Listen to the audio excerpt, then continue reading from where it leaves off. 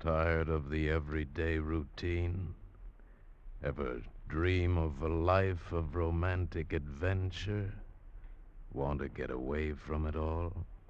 We offer you Escape. Escape, designed to free you from the four walls of today for a half hour of high adventure. Tonight, we escape to the prison island of New Caledonia and to the murderous conflict between one of the prisoners and the monstrous Monsieur Denou, official executioner, as John Russell tells it in his terrifying story, The Red Mark.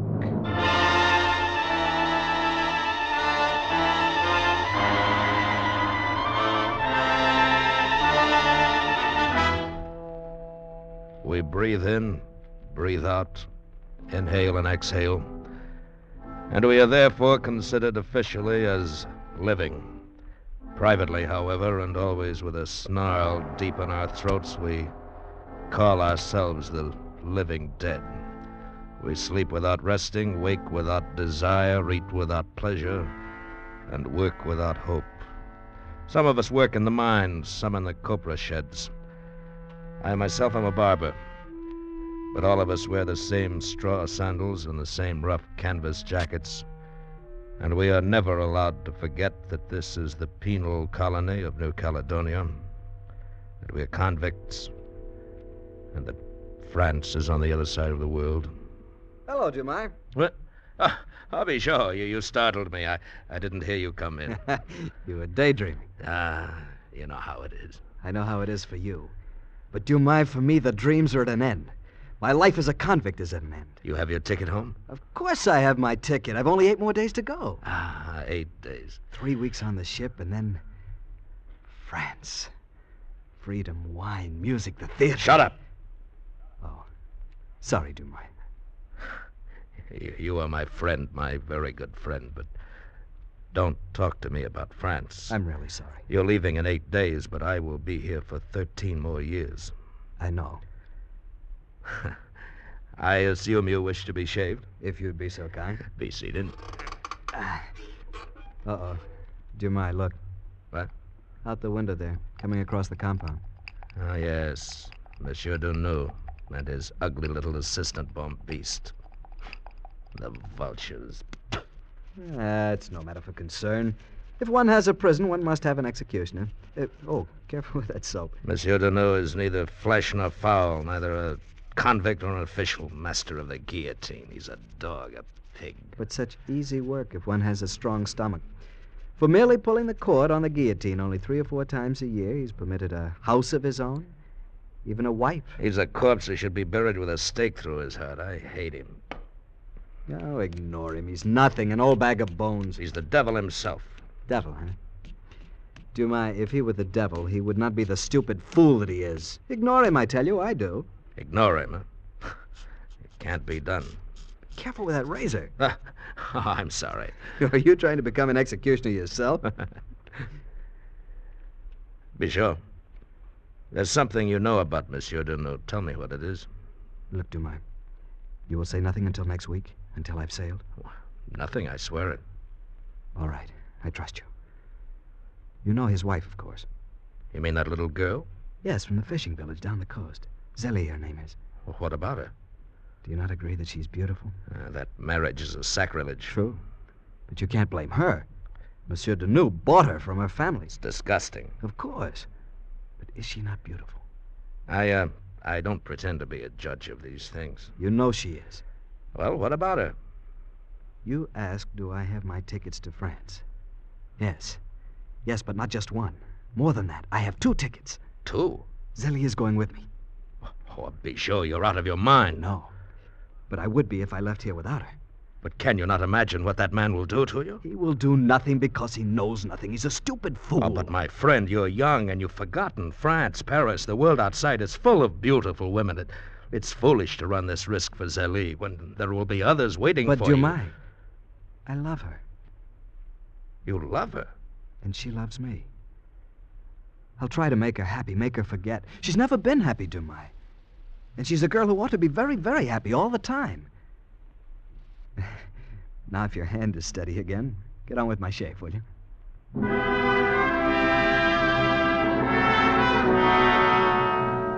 I saw that my little friend Bijot was in dead earnest. Right or wrong, foolish as he might be, he meant every word he'd said. And suddenly, I realized how much alike they were, he and Zélie, the child bride of the executioner. They were both small and slim, with lively eyes and mouths that were quick with laughter. Why, they even looked alike. Across the compound, Denou was talking with his jackal of a servant as they promenaded. A gaunt, black-garbed monster. He was the only convict among us who never wore the shapeless gray canvas clothes. I glanced at the two of them now and then as I went on shaving Bijot, wondering what they talked about, what they dared to talk about in the bright, clean light of the sun. That hideous pair of devils. Master, What is it, Bambis? the little one who smiles too often, Bijot, What about him? in the barber's there. He's being shaved. Do you assume the fact to be of some interest to me? I only mentioned it. Hardly necessary. I was already aware the Bijot was there in the barber's hut being shaved. I'm sorry, Master. In fact, I am aware of several things that stupid little Bijot thinks are secrets. Being shaved, is he? We have a blade that could give him a closer shave. Bambis? Oh, yes, Master. So close that he would never need another one. An interesting idea. Very interesting. I think Bijot has made rather a serious error in not realizing my cleverness. A mistake that may very well prove fatal.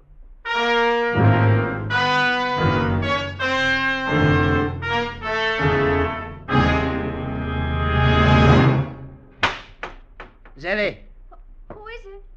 your husband, my little one, your old husband. You were expecting someone else, perhaps. No, of course not. But you're home early. Did I surprise you? Well, I enjoy surprising you, my dear. Do you mind? No. But dinner won't be ready for another hour yet. I'll start it at once. An hour? What is an hour when we have a lifetime together? Zélie, Yes, sir. even though I'm an old man, old enough to be your... your father, you do not answer me. I don't consider you old, sir. Thank you. Then we will have many more years together. No? But of course, sir. And we must make good use of those years. We must do things, Anything you wish? Then why not begin with a small trip up the coast?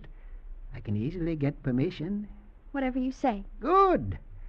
Then we shall leave the first of next week. Next week. Yes, my dear. Why not? But next week, 8 days from now, the boat stops here. Really? I had forgotten about it. But what could that possibly have to do with us? Well, letters. There may be letters for you from France. And your papers. You know how you love your papers. Ah, you are so considerate of my welfare, Zélie. Try to be, sir. You must love me very much. I said you must love me very much. Oh, of course. Say it. What? Say that you love me very much. I love you very much, sir. Pretty. But so unfortunate that you must always address me as sir. It's much too formal. It means nothing. It's only a habit. We must do something about that habit. I'm going out while you prepare dinner, Zélie. I must see Bambiste about a little matter. You'll be back soon? But of course. How could I bear to be away from you? Not to see you or touch you for even one single night. Goodbye, Zélie.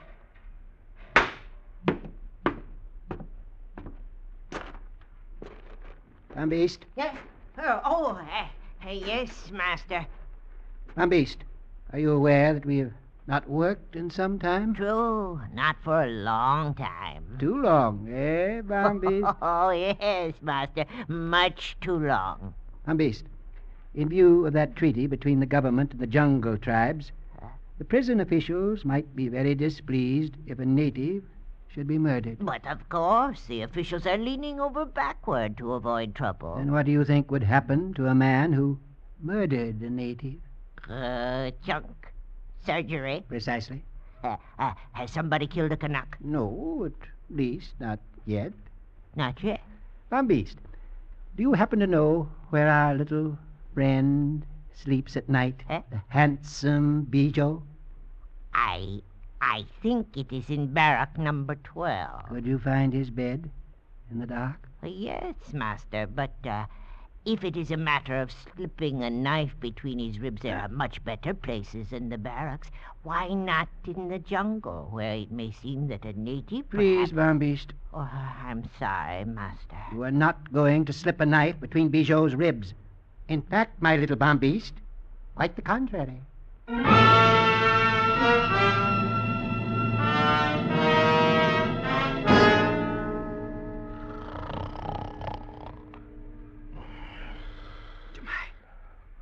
Jemai, wake up. Wake up, Jemai. Huh? Quiet, quiet. What? It's Bijou. Bijou? What do you want? Why are you awake? Jemai, something has happened. I'm not sure what it is. Oh, what do you mean? I woke a moment ago. Some sound, I think. Jemai, I have something here to show you. What is it, Bijou? Wait. Let me strike a match. Look. He was holding a convict's jacket in his hands, made of gray cotton canvas. The number on the pocket was 2232, Bijou's own number. And the whole front of the jacket was splattered with bright red blood.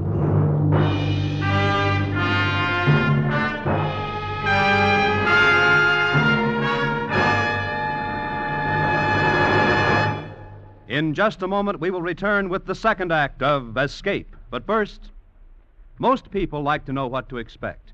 But on at least one CBS show, a great part of the fun is in what turns up on the spur of the moment. That show is Groucho Marx's great quiz, You Bet Your Life, heard every Wednesday night on most of these same CBS stations. Now we return you to the second act of Escape.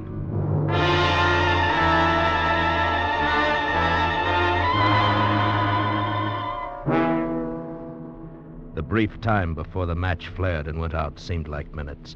I grabbed Bijou by the arm and lay still, listening in the darkness, straining to hear whether anyone else may have been awakened. There was no sound. The other men slept on. Here, to my sandals. Feel them, they're wet. Yes. They've been worn outside somewhere within the last hour. And, my knife has blood on it, too. Bijou, tell me quickly, where have you been? What have you done? Nothing. I've been asleep. You've not been out of the barrack? No, I swear it. What is this? What does it mean? Bijou, I think it means that someone is more clever than you. Wait. What is it? The prison dogs. Listen. Yes. They're coming this way. Are they after me? Who else? But what am I going to do? Well, first we must dispose of these bloody clothes. In the jungle, I think. You're going to help me? Well, of course, my friend. Come, I have a plan. Quietly now, Bijou. And quickly. We threaded our way among the sleeping convicts to the rear of the barracks. Near the back door, I saw a pair of old, worn rope sandals. I grabbed them and took them with me. And then we raced across the hard-beaten earth of the compound, cursing the bright moon overhead, and plunged into the black thicket of liana and mangrove and fern, into the jungle. For half an hour or more, we smashed our way through the soggy tangle of undergrowth, crashing into trees, tripping into vines and roots, and sprawling full length on the swampy loam. But always we staggered to our feet again and ran on and on and on. Where is it? Where's that stream? We must be very close now.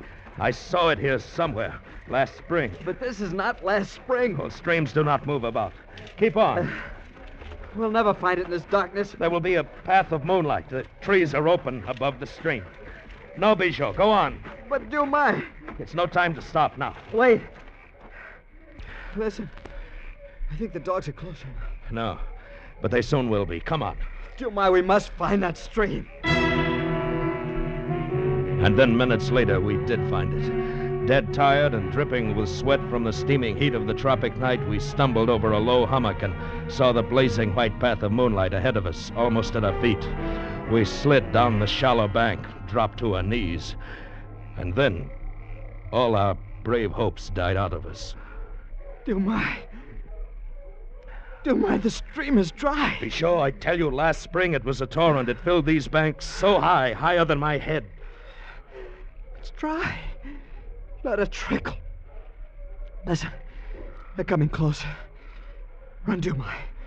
Run while you still can. No. Look, I brought another pair of sandals from the barrack. Here, put them on. The dogs will not have the scent of this pair. Quickly now. You put on those sandals. Then circle back to the barrack. They'll never know you left it. I can run no farther. I'll wait for them here. Be sure I cannot leave you here to... Don't be a fool. Put on those sandals. Hurry now before it's too late. And later there's something I'd like for you to do for me. Here, the tickets to France. Give them to Zélie.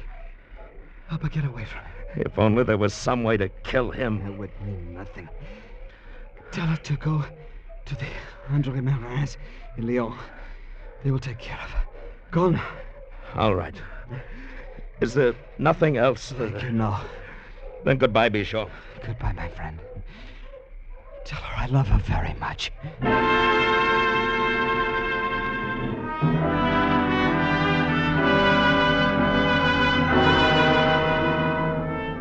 Being a convict, I was, of course, not permitted to attend the trial of my friend Bichot for the murder of a native. There were 2 convicts present, however, 2 star witnesses who palmed the Bible reverently and swore to having seen Bichot commit the murder. 2 demons from hell, Monsieur Deneux and Bombiste. The trial was over in less than 2 hours. The verdict was not surprising. The sentence inevitable. Convict Bichot, you will rise and face the council. Have you anything more to say in your defense? Nothing I haven't said before. I'm innocent. I've killed no one. Then this council of the penal colony of New Caledonia, sitting as a special court of the Republic of France, finds you guilty as charged. As commandant of this prison, I order you to be taken to the compound of the camp at daybreak of the 2nd morning following, and there in the presence of your fellow convicts, to be guillotined.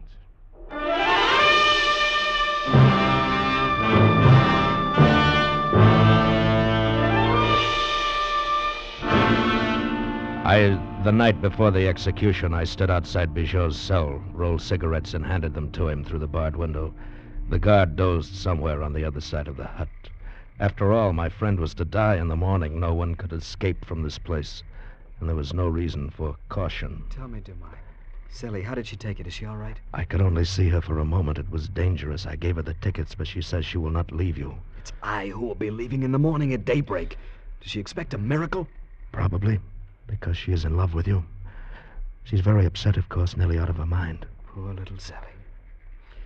I hope it goes well with her in France. Bichot, is there nothing at all I can do for you? No, nothing. The Republic has been very thoughtful in all the details.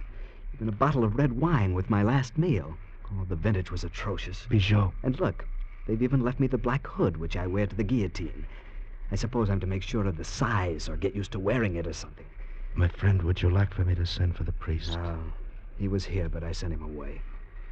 I thought he would need a good night's sleep since he's supposed to accompany me in my ordeal.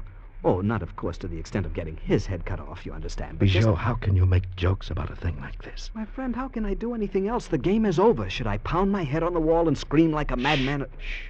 Quiet. Someone is coming. Bichot, are you there? It is Zélie. What? Zélie. Over here.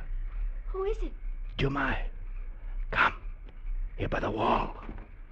Monsieur Dumai, we must not waste time. Zélie, go away from here quickly before they find you. Be quiet, dear. Here, the key to his cell. Let him out. The guard's asleep. Where did you get this? From my husband, after he went to sleep. Hurry, please. But it will help nothing, only cause trouble for you. There is no time to argue. Hurry. I took the key and slipped around to the entrance of the hut.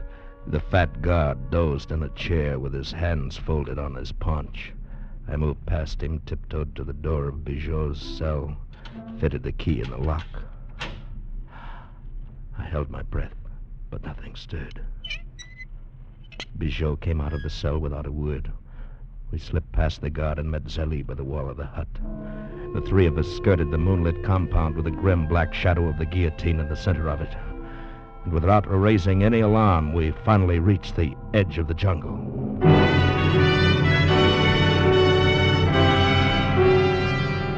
Zélie clung with a desperate grip to Bijot's hand and wept sometimes. But gradually it became clear to all of us that there was no answer, no escape. Bijot might swim to the ship lying in the harbor, but with a prisoner at large, it was sure to be searched before it sailed. The coast in either direction was too well guarded, and that left only the jungle and the hills beyond.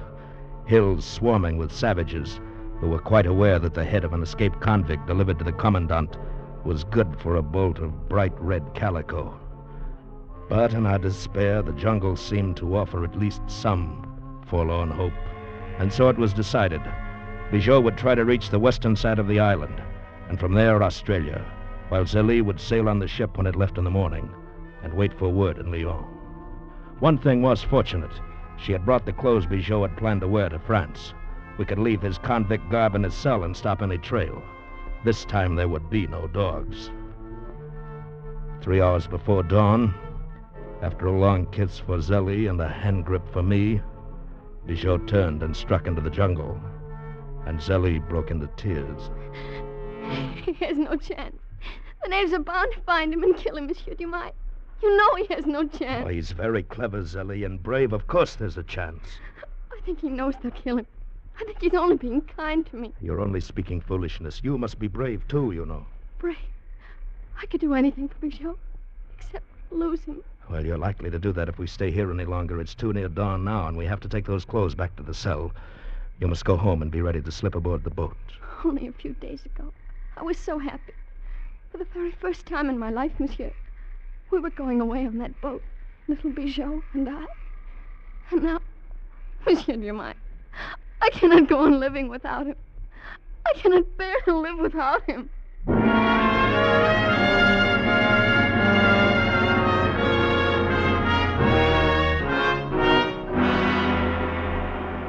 As was the custom in those days, we knelt bareheaded, over 400 of us, on the hard-packed dirt of the compound facing the guillotine.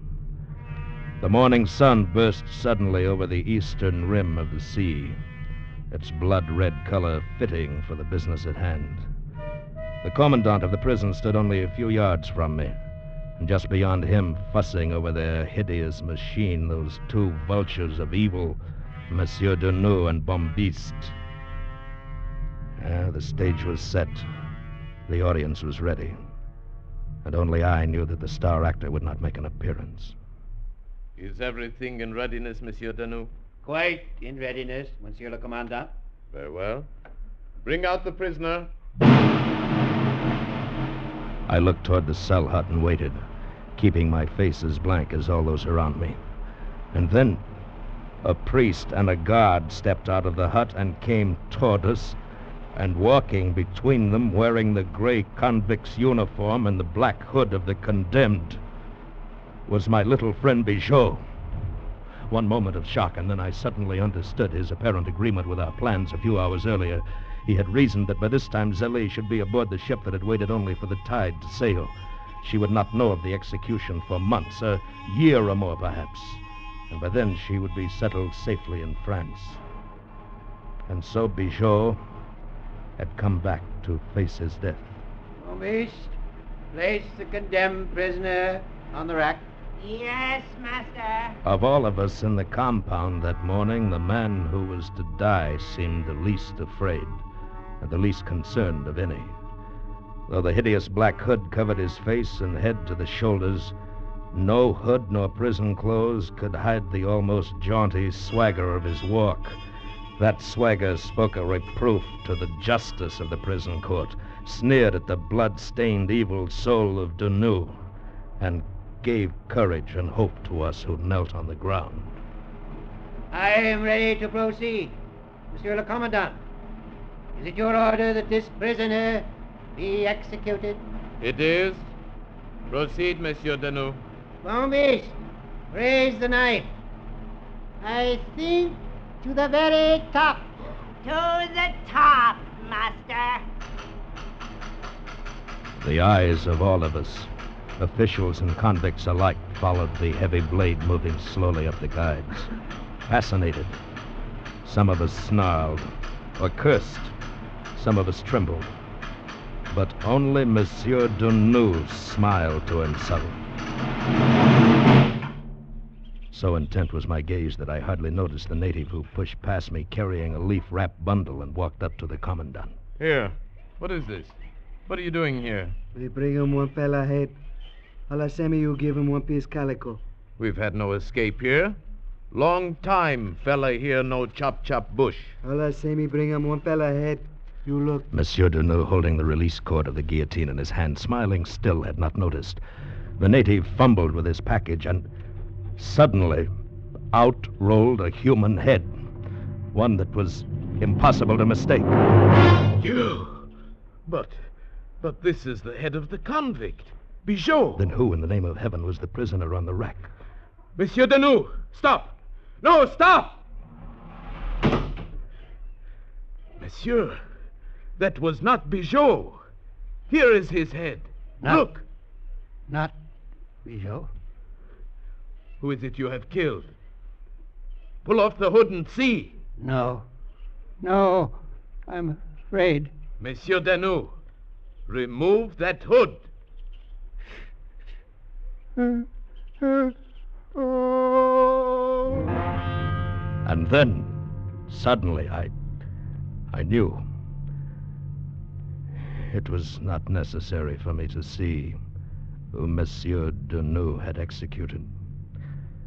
Little Zélie had taken the place of Bijot on the guillotine, and now had joined him in death.